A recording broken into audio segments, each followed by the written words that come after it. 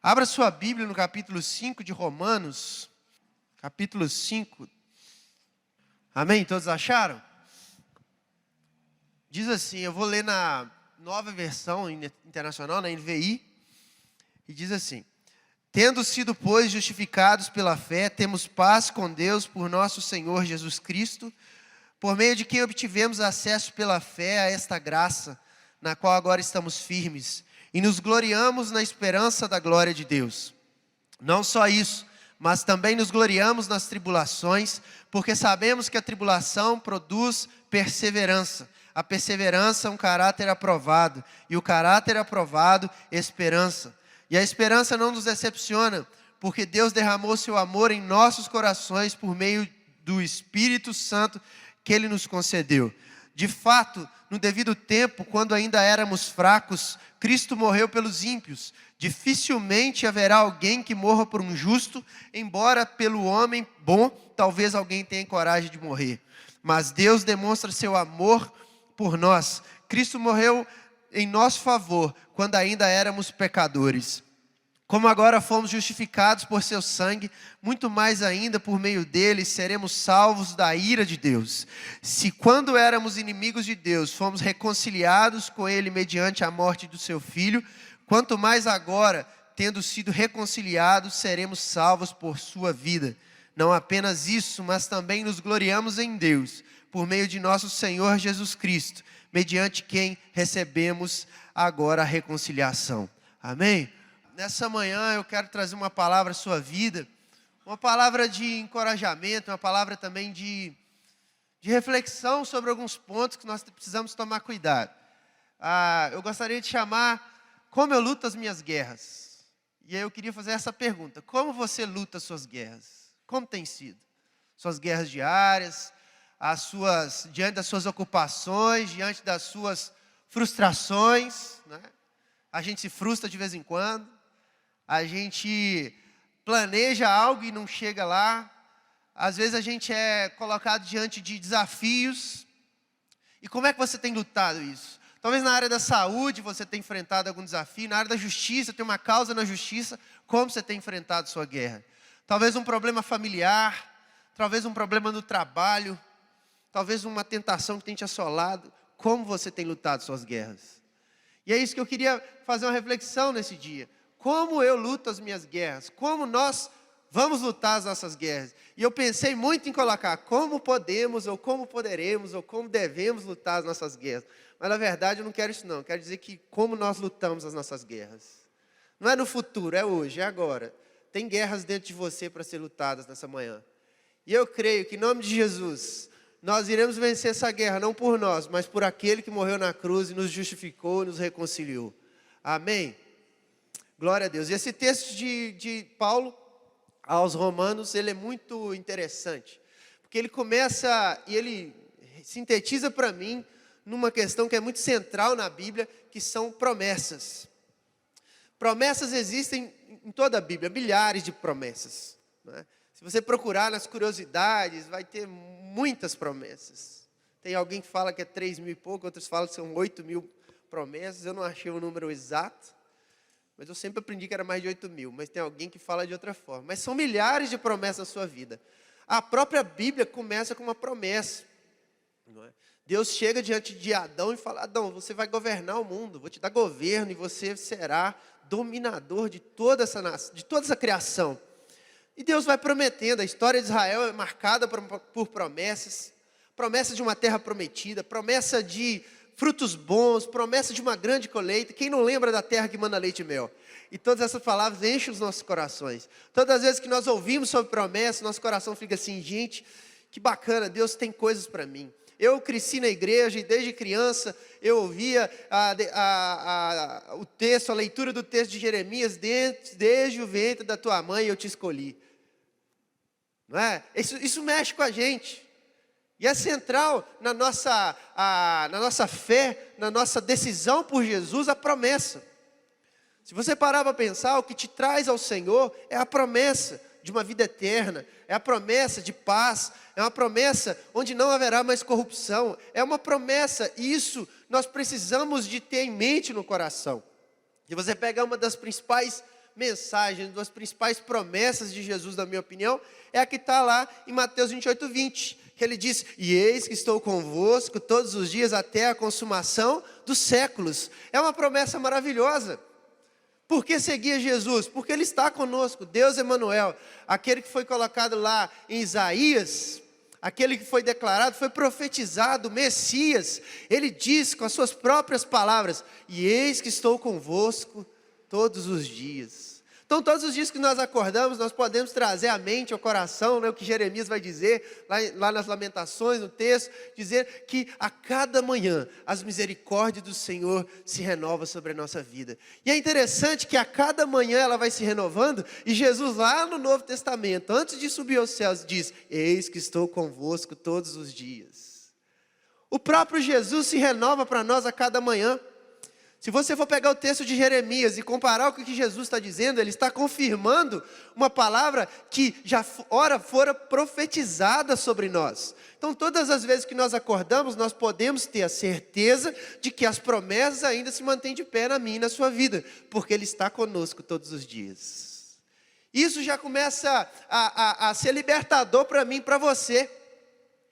Porque nós não precisamos nos autoflagelar, nós não precisamos de fazer tantas penitências, porque Ele está conosco, não tem condição. Ele está conosco. Quando Ele foi ao céu, eu estarei convosco, todos os dias até a consumação do século. Outro texto que me lembra muito bem, está lá no Velho Testamento, Josué 1:9, sobre a promessa de Deus, é quando o povo vai entrar na terra prometida, quando havia grandes problemas naquela nação, quando uma geração morre, e Deus vai lá, escolhe Josué e Caleb para entrar na terra. Ele diz no texto clássico de Josué 1:9, que nós lemos em dias de dificuldade: seja forte, corajoso, não se apavore, nem se desanime. Quantas vezes você acordou triste, você foi lá em Josué 1:9 e leu esse texto? Tem de bom ânimo. Quantas vezes você estava numa situação de luta terrível, você falou: não, vou ler a Bíblia, Josué 1:9. Porque a palavra do Senhor sobre a nossa vida não é caixa de promessa, é a promessa que Ele estaria conosco. E Jesus também vai confirmar lá em João 16:33, outro texto que fala ao nosso coração. E Ele vai dizer lá que no mundo nós teremos aflições, mas tem de bom ânimo. Nós vemos a palavra de Deus, ela ao longo de todos os seus 66 livros, confirmando a promessa de que Ele estará conosco todos os dias, que é para nós termos bom ânimo, é para nós enfrentarmos essas questões. E nesses textos, nessas promessas, eu já consigo perceber algo que nós podemos aplicar na nossa vida. Primeiro, Deus Ele não hesita em fazer promessas para o seu povo. Você tem que gravar isso no coração. Deus não hesita. Sabe, eu como pai, como marido, como filho, às vezes eu prometo e não cumpro. Não é assim? Minha mãe fica chateada comigo. Ô mãe, estou indo lá. Eu fui cabeleireiro na minha adolescência e juventude. E, né, Marquinhos? Marquinhos era meu cliente lá. Eu fui cabeleireiro, hoje eu sou professor, mas eu fui cabeleireiro durante 10 anos da minha vida, dos 14 aos 24 anos. E meu pai, meu avô, 75 anos, ele sempre cortou cabelo com um moço chamado Zé Lobo. Quem sabe lá, ele morreu esses dias. O Zé Lobo era o barbeiro do meu pai.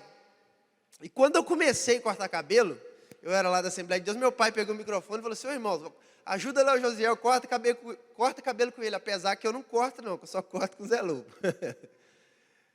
E é engraçado que, ao passar dos anos, meu pai ponhou confiança comigo. E eu comecei a cortar o cabelo dele. E eu cortei durante uns 7 anos o cabelo do meu pai. E aí, cortava dele, da minha família.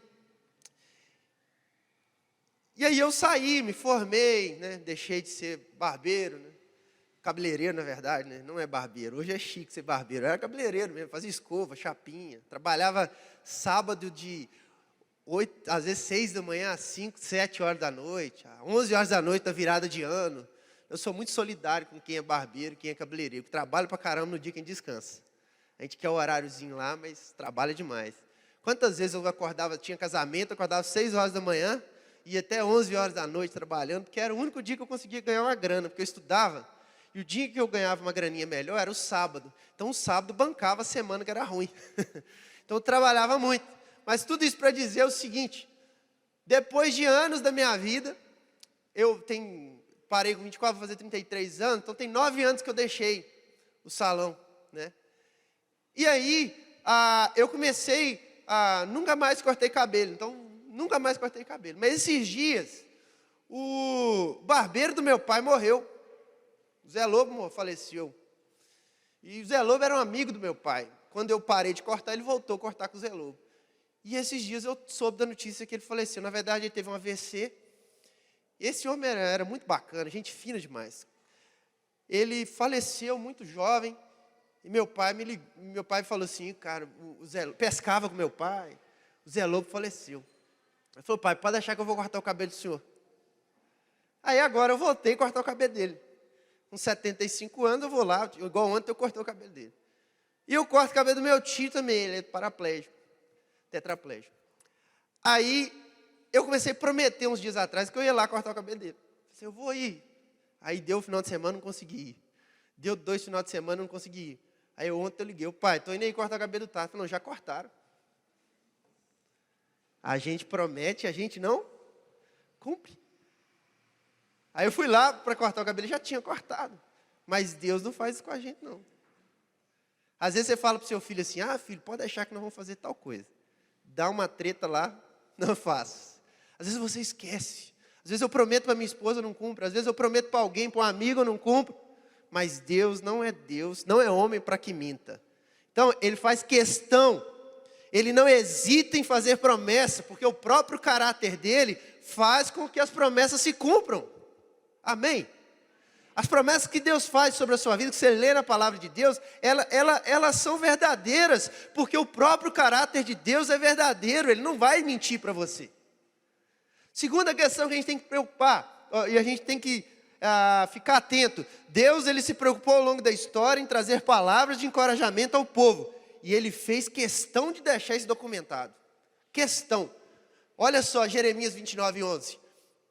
Porque eu bem sei que os pensamentos que penso de vós, diz o Senhor, pensamentos de paz e não de mal, para vos dar fim que esperais. Salmos 42:11. Por que estás abatida, minha alma? E por que te perturbas dentro de mim? Espera em Deus, pois ainda o louvarei. Ele é a salvação da minha face, meu Deus. Isaías 40:31. Mas os que esperam no Senhor renovarão as suas forças e subirão com asas como águia, correrão e não se cansarão, caminharão e não se fatigarão. Eu peguei 3 da infinidade que tem sobre a sua vida e sobre a minha vida. 3. Todas essas promessas, elas são documentadas, elas são escritas na Bíblia, não é à toa. É para que de geração em geração as pessoas leiam e entendam. Os que esperam no Senhor renovarão as suas forças. Eu e você fazemos parte de um pedaço do mundo. Nós vamos viver, digamos aí, a expectativa de 78, 80 anos. Mas essa palavra, ela está escrita há anos, há milhares de anos. E todos aqueles que pegam essa palavra, eles entendem. Os que esperam no Senhor renovarão as suas forças. A palavra do Senhor foi documentada. É para que ninguém pense e ninguém duvide que o Senhor é fiel naquilo que Ele promete. Quantos cristãos morreram com essa palavra no coração? Que esperam no Senhor renovarão as suas forças. Quantas pessoas angustiadas um dia não lê o Salmo 42 e diz, por que está batida a minha alma? E chega na conclusão do salmista ao dizer, Senhor, eu te louvarei, porque mesmo em meio à minha luta, o Senhor é fiel para comigo, o Senhor vai me sustentar. Quantas vezes você, diante das suas guerras, diante das suas dificuldades, você olhou diante do Senhor e falou, Senhor, realmente eu estou aqui, mas não importa a situação que eu esteja, porque eu vou esperar no Senhor e o Senhor vai me dar aquilo que eu desejo, ou aquilo que eu mereço, ou aquilo que eu não mereço.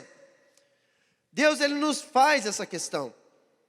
As promessas do Senhor, elas são verdadeiras, as promessas do Senhor, elas se mantêm de pé. Mas nós precisamos entender que para tomar posse da promessa, nós passamos por alguns processos de vida. Amém? Você está vivendo um processo de vida, eu estou vivendo meu processo de vida. Se nós pararmos aqui para fazer, como diz o pastor Davi, um testemunho, cada um vai contar. Assim, já viu aqueles lugares? Você fala assim, nossa, mas eu vivi isso. Aí o cara falou, não, você não tem ideia do que eu estou vivendo. Aí eu falei, não, eu vivi pior que você. A gente começa a contar os problemas. Se sentar numa roda de amigos e começar a falar das lutas, você vai sair dali tribulado. Porque cada um de nós temos lutas terríveis. Que não dá para comparar, irmão. Ah, porque a luta da Carmen é mais fácil que a minha. Não, porque a luta do Tafarel é mais fácil que a minha.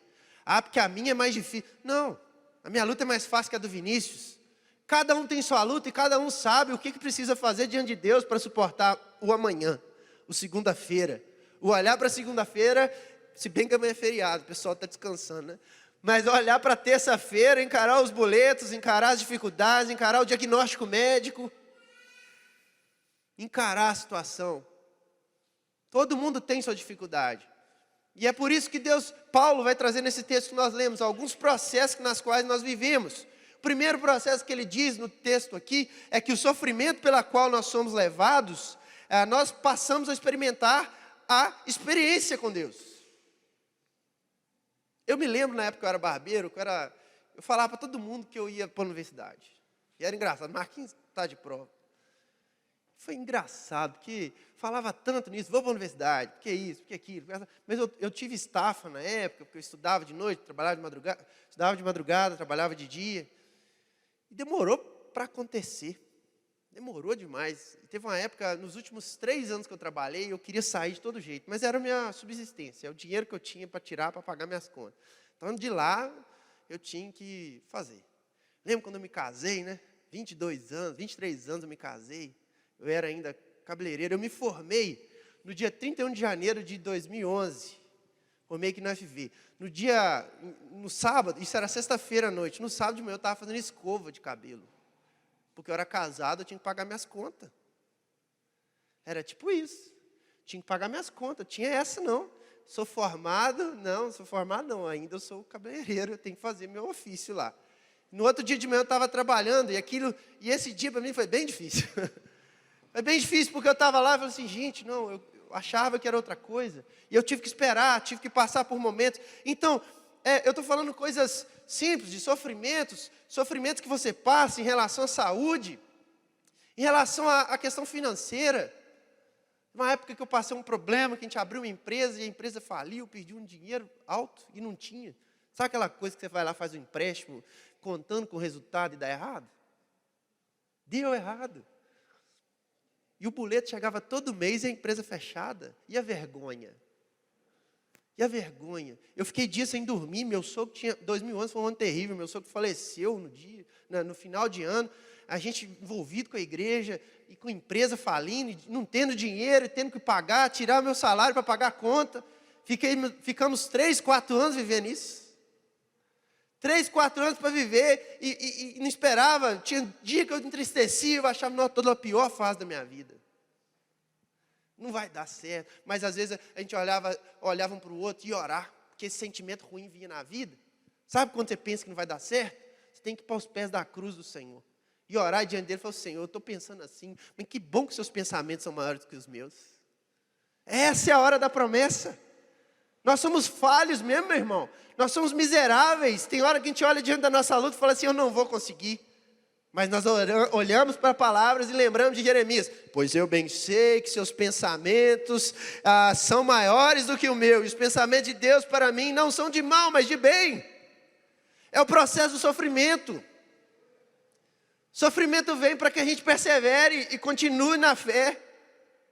Sofrimento vem para isso. Eu lembro dos 4, acho que foi uns 4, 5 anos que a gente viveu aquela história. Para pagar a conta. Eu lembro que a primeira vez que eu fui professor substituto lá na UFLA, meus 3 primeiros salários, juntei e paguei a conta. Foi um alívio. Uau, passou. Na época que eu fui fazer doutorado, já era casado. Minha esposa aqui em Viçosa, eu lá em Lavras, eu pegava carro toda semana.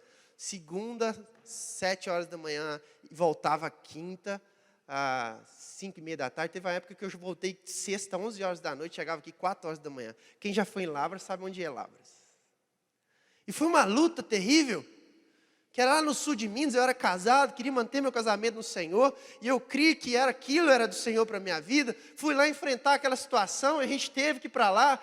Dias terríveis, dias que eu chorava e achava, nossa, a pior situação da minha vida. Mas sempre estava documentado na palavra de Deus. Pois eu bem sei que o que penso de vós, o que eu penso a seu respeito, são pensamentos de bem e não de mal. Terrível! Aí eu achei que era a pior situação da minha vida. Eu falei, não vai dar mais, eu não vou aguentar.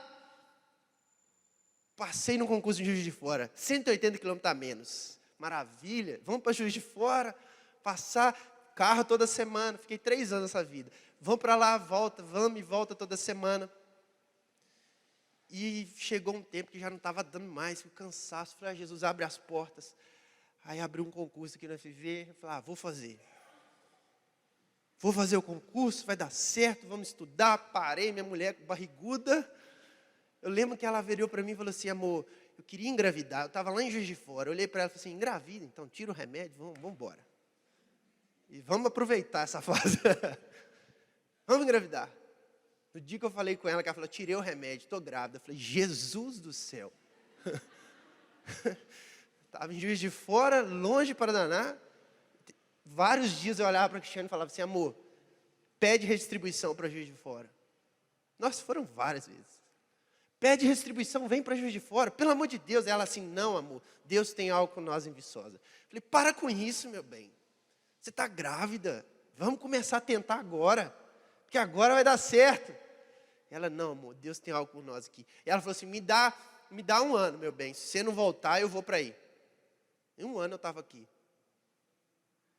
Improvável, numa área que eu não estava estudando mais. Deus abriu as portas, e eu voltei, e eu achei que aquilo era a pior fase, que tudo tinha acabado. Aí veio nossa grande experiência, Laura Botelho Valadares. Quando Laura nasceu, eu olhava, não tem jeito mais, e agora? Só que eu lembrava de uma palavra documentada lá em Jeremias, quero trazer à memória aquilo que me dá esperança. Eu lembrei da época que eu estava lá no salão, que eu não queria sair de lá. Eu lembrei de Davi lá com Golias, sabe? Teve um urso, eu matei ele. Teve um leão, eu fui lá, matei. É gigante. E eu tenho experiência. O processo de sofrimento da sua vida não é para te destruir. O processo de sofrimento da sua vida é para você entender que o pensamento de Deus a seu respeito é muito maior do que você está vivendo. É muito maior. É muito maior. Vai passar. Você vai enfrentar essa situação, vai passar.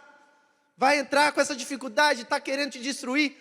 Tem hora que você vai dizer, Senhor, eu não aguento mais, eu não consigo mais, não vai dar certo. Mas o Espírito Santo do Senhor está lá na Bíblia te dizendo, o meu pensamento para vós é de bem e não de mal. Você pode glorificar o Senhor nessa manhã? Aleluia. O sofrimento, então, é o que nos faz alcançar a perseverança. E eu me lembro muito da mulher do fluxo de sangue da filha de Jairo. Na verdade, de Jairo. Essa passagem sempre me chama a atenção. Porque Deus estava no meio da multidão. E Jairo aparece diante de Deus e fala, Jesus, minha filha está quase morrendo. Está quase morrendo, minha filha. E a multidão continua andando. Por hora, parece que Jesus esquece de Jairo e aparece a mulher do fluxo de sangue. A mulher perseverando no meio da multidão, até que encosta no Senhor. Jesus faz um milagre sobre a vida da mulher do fluxo de sangue. Mas chega um servo de Jairo e diz assim, não adianta mais Jesus ir porque a sua filha morreu. Pensa, primeiro Jairo fala, minha filha está quase morrendo. No meio do milagre, no meio do processo, Jesus vai lá e realiza outro milagre. Chega a notícia da morte. O que Jairo poderia pensar? Poxa, eu cheguei primeiro. Eu queria a bênção primeiro, porque, poxa, eu pedi ao Senhor, por que você não foi lá na minha casa, deixou minha filha morrer? Foi atender o outro primeiro. Sabe quando você está buscando um milagre, o outro alcança? O que vem no nosso coração? Poxa, eu estou buscando também. Mas Jesus disse assim, calma. Crê somente, a sua filha não está morta. Crê somente, Jesus vai lá e a filha de Jairo não morre, ressuscita, revive. Jesus, ele quer nos mostrar que os processos pelos quais nós estamos vivendo de sofrimento, ele vai nos gerar a perseverança de não abandonar a nossa fé. Os processos que você está vivendo não são para que você abandone, são para que você chegue mais perto dele. Aproxime-se dele com amor, com fé. Quando eu me lembro muito de Lutero, quando foi fazer a Reforma Protestante, o que chamou, o que inflamou o coração de Lutero foi quando ele leu: o justo viverá da fé. A fé é o que nos move, a fé é que nos orienta, é a fé que me faz entender que o sofrimento que eu estou vivendo, ele é um pedaço daquilo que Deus quer realizar através de mim, através de você. Deus, Ele quer me usar e usar você. Esse sofrimento vai passar, vai vir outros, e o Senhor será glorificado na minha e na sua vida. Isso vai te gerar mais fé, mais perseverança. Outro processo importante, que é a formação de um caráter aprovado. Quando você experimenta a perseverança, você começa a ter o seu caráter aprovado. Por quê? Quem persevera não alcança sempre. Nesse mundo, quem persevera no Senhor, ele está guardado pelo Senhor. Eu sempre lembro do texto de Salomão em Eclesiastes: nem sempre se ganha, nem sempre se perde. Isso tem que ser uma coisa na nossa vida. Tem hora que você vai perder, mas é bênção na sua vida, porque Deus quer usar isso para provar o seu caráter. Às vezes, nós não estamos com caráter suficientemente pronto para receber a bênção que o Senhor quer dar sobre nós. Porque se nós recebemos na hora errada, nós vamos deixar a cruz, nós vamos deixar Jesus. Quantas pessoas ganham na Mega Sena, já viu? O cara tranquilão, gente boa, ganha na Mega Sena, a primeira coisa que ele faz é arrumar uma loura novinha, larga a mulher dele. Não tinha caráter para aquilo, não. Deus não deu dinheiro para ele. E, na verdade, antes. Por quê? Não tem caráter. Imagina, Deus te dá poder, você vai lá, vira corrupto. Deus não vai dar, não. Passa por fases aqui, processo, para você entender que eu quero um caráter aprovado. Eu tenho que ter um caráter aprovado para suportar a bênção que o Senhor vai dar sobre a minha vida.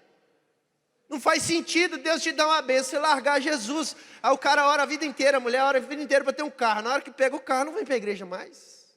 Ah, não quero saber esse negócio de igreja, não. Igreja é o lugar que nós temos que ligar a tomada e recarregar, meu irmão. Você viu o celular? Precisa de uma tomadinha para recarregar. Você lê sua Bíblia em casa, você faz seu jejum em casa, você vê sua palavra do YouTube, você vê um monte de coisa, mas é na igreja que a gente tem comunhão e recarrega as energias. Celular não pode andar fora da carga, não. Vem, carrega energia. O Senhor quer nos abençoar, Ele quer derramar sobre nós a bênção, mas antes de tudo, Ele quer de nós caráter aprovado. Não faz sentido eu ser tão abençoado, mau caráter, corrupto. Nós precisamos aprender isso. Quando você pensa sobre caráter aprovado, eu me lembro de Jacó, que a gente fala tanto, do Val de Jaboque, Peniel. Deus tinha o que sobre Jacó? Promessa das nações. Mas, na verdade, ele não tinha sobre Jacó, ele tinha sobre Israel. Quando ele vai em Peniel, por que ele recebe a promessa das nações? Porque o nome dele é mudado. Ele deixa de ser Jacó e passa a ser Israel. Lá em Gênesis 32, o anjo chega diante dele e fala assim: agora o seu nome não será mais Jacó, roubador, usurpador. Você não será mais isso, você será Israel. E sobre você, as promessas de Abraão serão alcançadas. Sobre você, com caráter aprovado, porque você lutou comigo, você experimentou comigo, nós vamos abençoar toda a sua geração. Nós, a Trindade. Terceiro processo da nossa vida. Primeiro, o sofrimento gera perseverança. A perseverança vai gerar esse caráter. E a esperança por aquilo que ainda não se vê. Quando Jesus está lá diante de Tomé, em João 20, quando Tomé não acredita em Deus, em Jesus, o que acontece depois que ele experimenta de enxergar que Jesus era Jesus, toca nas mãos dele? Jesus diz assim: felizes os que não viram e creram. Felizes os que não viram e creram. Quando nós entendemos que o sofrimento nos leva a um ponto na qual Deus quer trabalhar a nossa perseverança, o nosso caráter, nós passamos a esperar aquilo que não se vê. Vem a fé forte na nossa vida. Muitas vezes há ausências de fé na nossa vida, há ausência de entendimento do que Deus tem na minha vida, na sua vida, porque nós não estamos passando pelos processos que Deus quer fazer sobre nós. A gente está negando os sofrimentos. A gente está negando o nosso caráter. A gente está negligenciando as nossas disciplinas. Nós não estamos buscando a Deus com todo o coração. Nós não estamos diante dele de verdade, com o coração afetuoso. A gente está deixando a nossa razão tomar a frente de tudo. Mas quando nós aceitamos o processo, obedecemos o processo que Deus tem na minha vida e na sua vida, nós passamos a andar de fé em fé. Eu venho de um lugar, irmãos, de igreja, que eu vi irmãozinho, com 5, 6 filhos, acontece que também 7 filhos, ganhando um salário mínimo, não tinha nada. Mas ia para o culto à noite, dirigir o culto e falar, Jesus, Ele é maravilhoso. Jesus, Ele garante. E ele não tinha que comer no outro dia. Nessa cidadezinha, Pedra do Anta, que o pastor Reinaldo fala, Araponga, São Miguel, o irmão lavrava a terra o dia inteiro. Pastor Didi, tinha um monte de filho. A vida inteira lavrava a terra, chegava à noite, 5 horas da tarde, acordava cedo, tomava banho, ia fazer visita. E antes da visita ia para onde? Para o culto.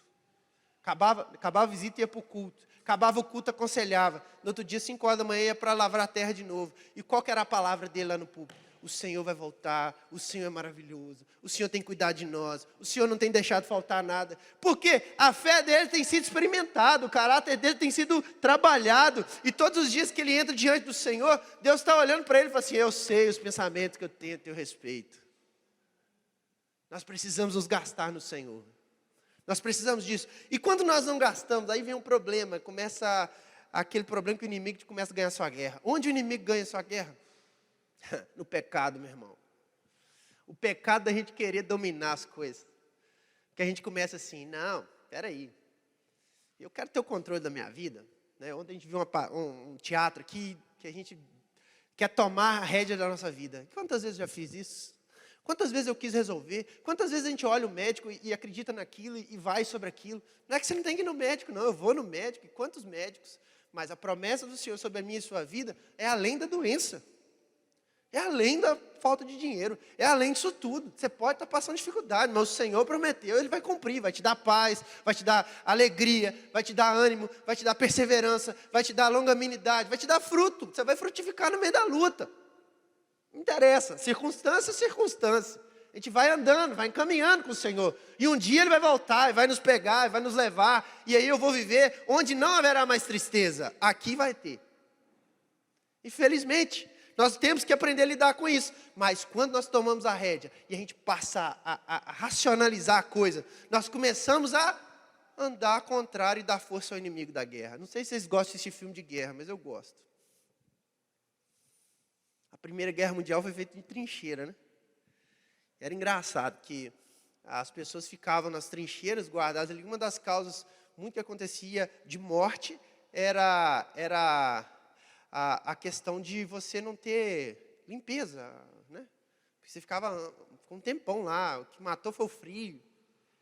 Tem os inimigos de guerra. E os inimigos da guerra dos cristãos, da nossa guerra, é o pecado. O pecado, ele impede da gente enxergar a promessa.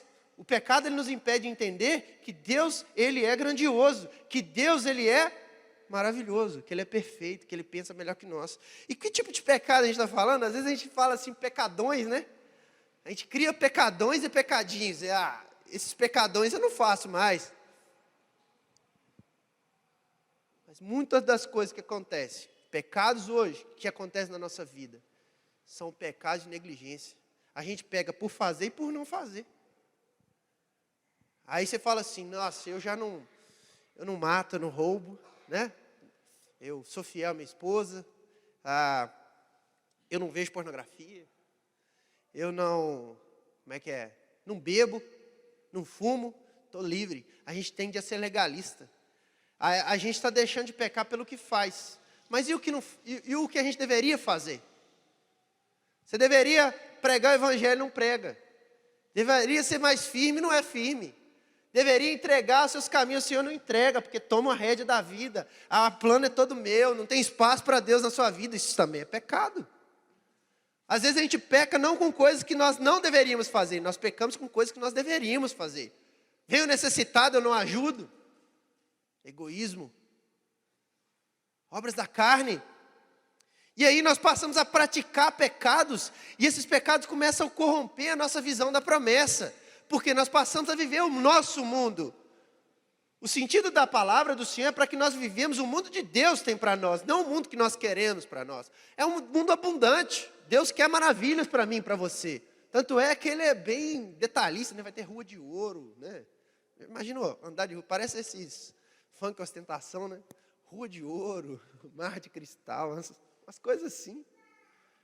O mundo de Deus para mim e para você é maravilhoso. O pecado, ele elimina o crente, elimina você.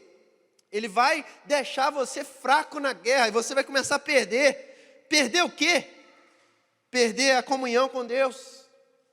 Você começa a perder a comunhão com Deus e passa a não enxergar o sofrimento. O sofrimento que era bênção torna a tribulação na sua vida. Antes você perseverava, hoje você não persevera mais, você não persevera na oração, você não persevera na leitura da palavra, você não persevera, não jejua mais, não vem à igreja mais, porque o pecado está entrando devagarzinho na sua vida. Você é inconstante, você não deseja mais as coisas de Deus, você começa a dar brecha ao Satanás, e ele começa a minar a sua guerra, e você começa a perder a guerra, porque as nossas armas, elas não são armas naturais, elas são armas espirituais. Planta semente na sua mente de dúvida, a fé some. Você começa a racionalizar demais, perde o amor por Deus. Ele tira a sua comunhão com Deus, ele endurece o seu coração. Você não recebe mais a palavra de Deus como recebia. Os pastores pregam, já não faz sentido. Você pega a Bíblia, parece que embaralha, te dá sono. Você ouve um testemunho, você fala que aquilo não é assim mesmo. Nós passamos a viver uma vida de coração duro. Não recebe mais, porque o pecado ele faz isso.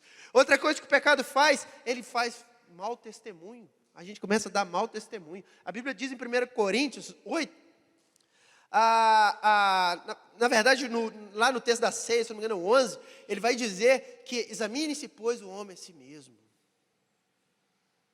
Examine-se, pois, o homem a si mesmo. O pecado, ele gera você a causar mau testemunho nas pessoas. E aí nós começamos a perder o foco daquilo que Deus quer realizar por mim e por você. E nós precisamos de Deus. Como você luta as suas guerras? Como eu luto as minhas guerras? Será que eu e você temos tomado a frente da nossa vida, o planejamento da sua vida, a ponto de Deus não participar dela? É possível que você viva assim. É possível que você esteja assim hoje. Mas nós temos uma coisa importante na nossa vida, que é o Senhor e a ação do Espírito Santo. Se nós aprendemos a controlar o que mina as nossas guerras, controlar o que vai te enfraquecer, você começa a agir novamente no processo do Senhor. E o que nós precisamos fazer? Nada. Fisicamente nada. O que você precisa fazer é apenas aceitar Jesus todos os dias na sua vida. Porque às vezes a gente deixa o aceitar Jesus só para o dia do apelo. Eu venho cá, levanto a minha mão, falo assim, aceito. Amanhã eu não aceito Jesus, é todo dia. Quando Jesus chega diante de Nicodemos, ele era um dos principais da sinagoga. Ele era puro, ele era uma pessoa idônea, ele era uma pessoa até legalista. Mas Jesus fala, se você não nascer de novo, nós precisamos nascer de novo. Nascer de novo todos os dias, dar oportunidade para que Deus traga ao nosso interior, traga à nossa memória, traga ao nosso coração o sentimento que Ele é poderoso para fazer muito mais do que nós pensamos. É uma luta, meu irmão. É uma luta para você acreditar que Deus vai fazer, porque nós queremos fazer do nosso jeito. É assim mesmo. Acontece um problema, a gente ora, irmão, mas ora assim, mais ou menos, sabe? Senhor, me ajuda aqui, me dá direção, você já está fazendo, não dá tempo ao tempo, porque a gente quer do nosso jeito, a gente quer tomar o controle, e o Senhor está dizendo que nós precisamos de abrir espaço para que o Espírito Santo haja na nossa vida. As nossas próprias orações são dando sentido para Deus, determinando para Deus o que Ele vai fazer. Gente, quem somos nós para determinar algo a Deus? Deus, Ele faz sobre nós e nós aceitamos. Aleluia. A ação do Espírito Santo na nossa vida tem 4 etapas. Primeiro, Ele nos justificou do pecado. Ele nos perdoou do pecado. Então, aquilo que minava a sua guerra, você pode levar diante de Deus. Ele já te justificou. é como juiz, é Deus como juiz, e Ele vai justificar a sua vida, e você pode andar de glória em glória, você foi justificado. Depois você é regenerado, você toma uma nova vida. Lembra? Nascer de novo. Depois que você aceita essa nova vida, você é adotado como filho. Lá em João 12, ele vai dizer que Ele nos adotou como filhos. Nós somos co-herdeiros do Senhor. E depois que Ele nos adota, nós entramos na liberdade, que é a santificação. Nós começamos a andar todos os dias, santificando a nossa vida e buscando a ação do Espírito Santo em minha vida. Você precisa buscar ter disciplina espiritual, irmão. Luta com você mesmo. A sua guerra muitas vezes não é contra o agente externo, primeiro é contra você. De você se ajoelhar e falar assim, Deus, eu vou tirar um tempinho aqui para orar. Essa vida corrida que a gente leva, irmão. Deus está te chamando assim, ó, tira um tempinho, ora comigo, faz silêncio, me ouça. A gente vai em alguns lugares e a gente precisa de ter paz para tomar decisão. E Jesus quer nos trazer isso. E lendo um texto esses dias, sobre o John Stott falando sobre Romanos, ele me trouxe algumas coisas muito importantes. Né? Ele me trouxe 3 pontos importantes sobre isso, sobre lutar a nossa guerra, e eu vou caminhar para encerrar. Primeira questão, a tribulação ela vai existir na sua vida. Ela vai fazer parte. E ele diz, a tribulação é o único caminho para a glória. Foi assim com Cristo e assim com os cristãos. Primeiro, aceite o que você está vivendo. Aceite, em nome de Jesus. Mas aceite em Deus. Não aceite você mesmo. Tem um diagnóstico? Leve aos pés do Senhor. O Senhor está aqui. Ó. Faça por mim o que eu não posso fazer. Segundo, a tribulação pode levar à maturidade, se nossa resposta for positiva e não com raiva e amargura. Já viu? Quando vem a tribulação, o povo lá no deserto murmurava. A gente começa a murmurar. Por que foi comigo, Deus? A gente amaldiçoa até a data do nascimento, né? Igual o Jó fez, né? Até a data do nascimento a gente amaldiçoa. Por que isso aconteceu comigo? Por que comigo? Se nós encararmos a tribulação do modo positivo, nós vamos adquirir maturidade espiritual e maturidade de vida. Nós vamos entender que isso vem para todos e que o Senhor quer trabalhar na nossa vida. E a tribulação, terceira, a tribulação é o melhor contexto para ter certeza do amor de Deus. A Bíblia diz lá no texto que a gente leu, Deus prova seu amor para conosco, porque Ele enviou o seu Filho, morreu por nós e nos salvou. Deus, Ele quer usar isso que nós estamos vivendo. Eu gostaria de encerrar com um texto sobre lutar as guerras. E esse texto está lá em Mateus 9, que ele diz que não se coloca, eu vou até ler, ninguém põe remendo de pano novo em roupa velha, pois o remendo forçará a roupa, tornando pior o rasgo. Nem se põe vinho novo em vasilha de couro velha. Se o fizer, a vasilha o rebentará. Não se coloca vinho novo em odres velhos. Nós precisamos de buscar ao Senhor para que nosso vinho seja colocado num odre novo. Para a gente entender isso, o que nós precisamos de trabalhar todos os dias? Colocar-nos aos pés do Senhor. A Bíblia diz em Jeremias 33, se eu não me engano, 18, sobre o oleiro. Capítulo 18 de Jeremias. E ele diz que o oleiro, ele tem o controle sobre o barro. Alguém já viu? Eu já vi em vídeo, né? O cara vai lá, molda o barro do jeito que ele quer. Do jeito que ele quer, ele molda. Do jeito. Aí chega, digamos que ele não gostou, o que ele faz com o vaso? Quebra, joga água de novo, para molhar bonitinho, ficar de uma forma que ele vai moldar. Assim somos nós. O vinho novo aqui, o odre novo, tem a ver com o nosso recipiente. Nosso recipiente não é de ouro, não é de prata, ele não é de pedra preciosa, ele é de barro miserável. Argila. Nós temos vasos de barro. E Paulo disse que nós temos um tesouro precioso dentro desses vasos de barro. A diferença é o que habita em nós, não nós. Não é sobre nós, é sobre o que habita dentro de você. Como eu ter certeza, como eu lutar as minhas guerras então? É não entrando no campo de batalha, é deixando o oleiro te moldar. E como é que ele vai te moldar? Pelo início do processo, pela tribulação, pelo sofrimento. E nós vamos começar a entender que Deus, Ele tem o controle da minha e da sua vida. Então, meu irmão, eu quero encerrar essa palavra te dizendo que as promessas do Senhor sobre a sua vida, elas se mantêm de pé. As promessas do Senhor, ela não se apagou diante de você. Deus, Ele deixou documentado na palavra, palavras de encorajamento para você, igual eu estou te passando aqui nessa manhã. E eu creio que Ele vai fazer infinitamente mais do que você tem pensado. Isso é certo. Mas nós precisamos de entender que nós estamos na mão do oleiro. E o oleiro, ele vai trabalhar em mim e em você. Talvez esse sofrimento que você está vivendo, que eu esteja vivendo, Deus está trabalhando o meu caráter. Eu só vou ter caráter aprovado à medida que eu esteja na mão do oleiro. E o oleiro, ele quer cuidar de nós, porque o oleiro, ele tem carinho com a sua obra. Que artista não tem carinho com a sua obra? Deus, Ele nos fez do barro. Deus, Ele nos constituiu e nos deu domínio sobre toda a nação. E Ele quer nos restaurar esse domínio a partir do momento que nós entregarmos o controle da nossa vida ao oleiro. Amém? Ele quer realizar muito através de você, meu irmão. Ontem a gente ouviu uma palavra aqui que falou muito ao meu coração. Nós somos uma geração, eu vi a mesma palavra que ele falou, nós somos uma geração inconstante. Hoje nós estamos bem demais, a gente recebe uma palavra e a gente sai voando por aí. Amanhã a gente está triste de novo. O Senhor quer que nós estejamos na mão dEle, porque quando a tristeza vier, Ele vai nos moldar. Ah, irmão, e quando você lê lá o texto de Jeremias, ele fala, quando o vaso quebra, o que o oleiro faz?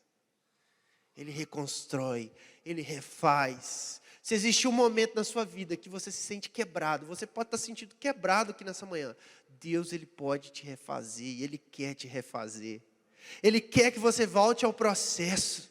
Ele quer que você volte a entender que o que Ele quer fazer através de você e por você é grandioso demais. E eu relembro o texto que nós lemos lá de Jeremias 29:11. Porque eu bem sei os pensamentos que pensam de vós, diz o Senhor. Pensamentos de paz e não de mal, para vos dar o fim que esperais. Aleluia. Você pode glorificar nessa manhã porque Deus é maravilhoso. Aleluia, aleluia. Os que esperam no Senhor renovarão as suas forças. Grava essa palavra no seu coração. Vai lá, Isaías 40 e leia. Está documentado, você pode tomar posse disso, amém?